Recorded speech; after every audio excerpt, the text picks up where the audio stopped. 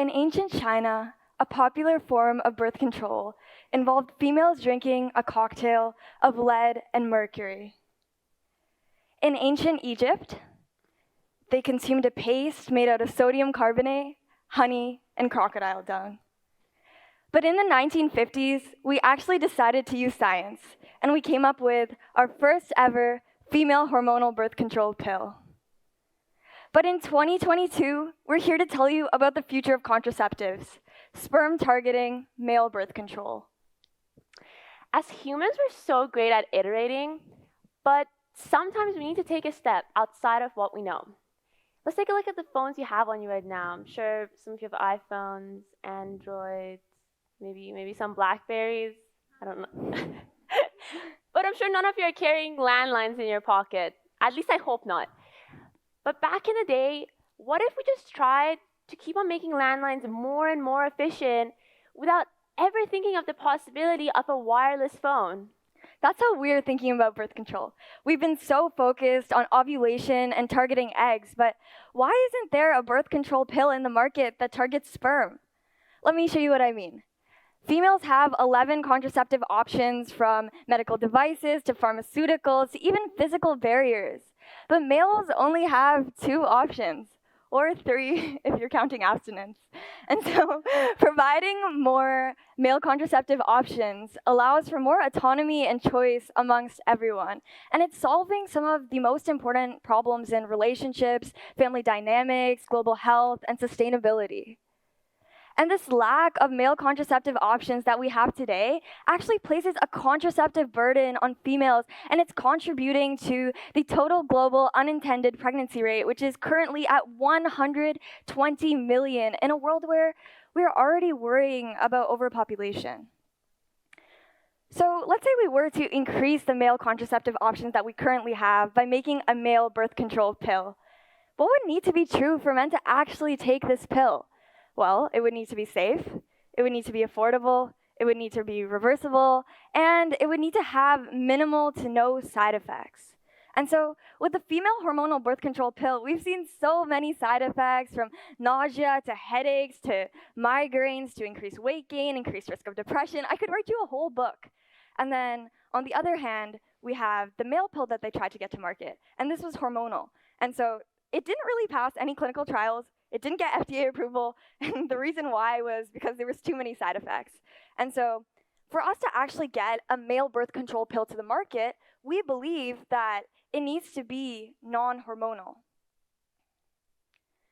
But how do you make a non-hormonal birth control pill for men, right? Like, it seems pretty complicated. But really, the answer lies in targeting sperm. And we can do this in one of 3 ways. You can either stop sperm production, you can disrupt sperm maturation, or what you can do is take away the ability of a sperm to actually fertilize an egg. But then we come to the question of, why is there no non-hormonal male birth control pill in the market today? And the reason for that is because it is a contraceptive, and there are high safety barriers for contraceptives. And so birth control is a medical drug with no medical benefit, right? And so over a long period of time, we need to make sure that there are not any long-term side effects for young, healthy populations. And preclinical, clinical testing, it takes a long time. And then contraceptives, as we all know, you need to test them out for a year or 2 before we can even deem them effective. And so to work against all of these timeline problems, DIBA and I decided that drug repurposing could be an interesting, unique approach to actually successfully bringing a male birth control pill to the market. So let me tell you about drug repurposing. I first got super into it when I was doing my last project. I trained a machine learning model to find cheaper drugs for HIV. And then after, when Sim and I got together, we were coming up with hypotheses on how we can find a male contraceptive with all these challenges present. And we thought, how about we apply a similar concept to find a drug candidate for a male contraceptive? So drug repurposing is a strategy where you find new uses for a drug that's already approved by the FDA or is being investigated outside of the scope of its medical indication. It requires less testing. So that means it requires less time for development and less money to fund it. Actually, many drugs that you may know of are repurposed. A very famous example is sildenafil. I bet most of you know it as Viagra. It was made for hypertension at first. I know that's crazy. And then it was repurposed to treat erectile dysfunction.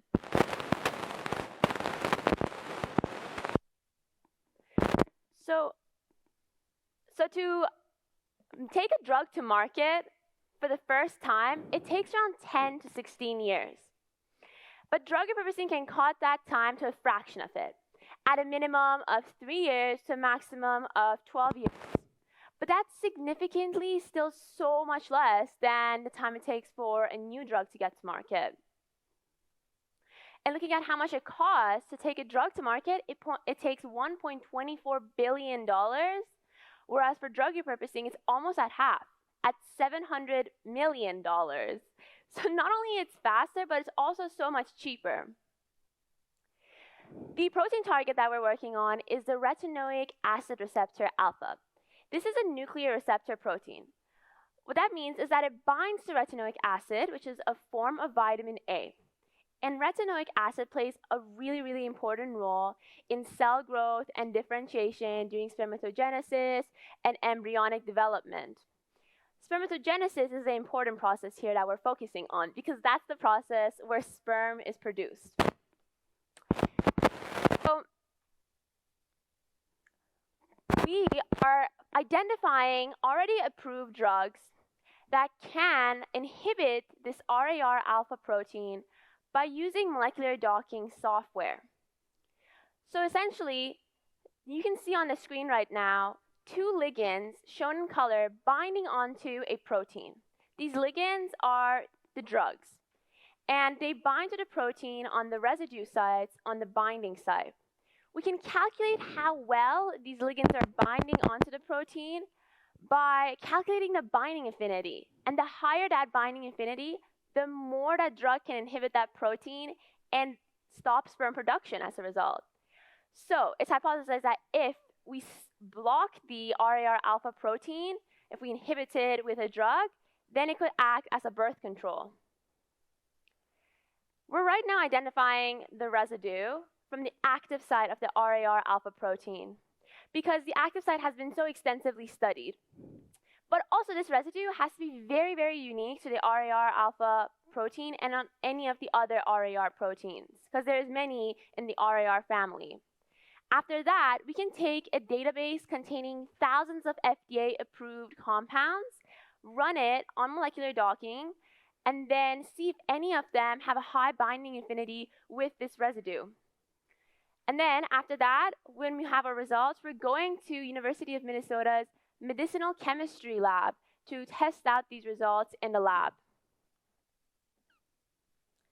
DIBA and I truly believe that this project will bring us one step forward in terms of changing the paradigm in contraceptives that we have today. Over the past few months, what we've realized is that our goal isn't necessarily to rewrite the narrative, rather allow people to write their stories as they wish. But what we do know is that by providing more contraceptive options, it allows for choice.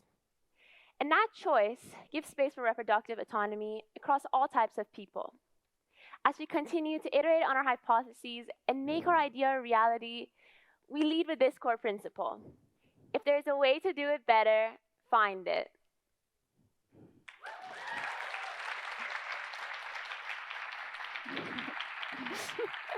All right.